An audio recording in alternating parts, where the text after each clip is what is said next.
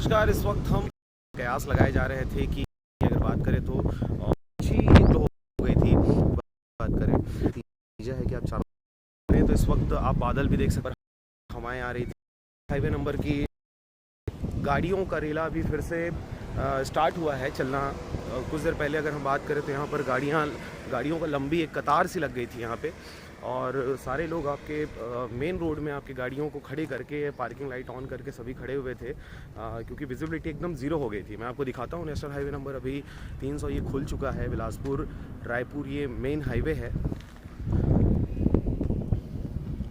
बादल अभी कुछ धीरे धीरे साफ़ होते हुए आप देख सकते हैं।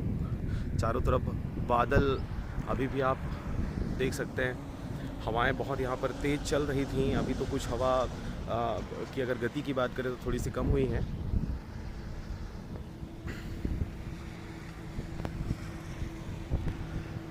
तो जैसा कि आपने देखा कि मानसून की शुरुआत छत्तीसगढ़ में हो गई है। मुंगेली ज़िला में अगर बात करें तो बहुत घनाघोर बारिश हुई है। कल भी बारिश हुई थी और परसों भी कुछ जगहों पर बारिश देखी गई थी।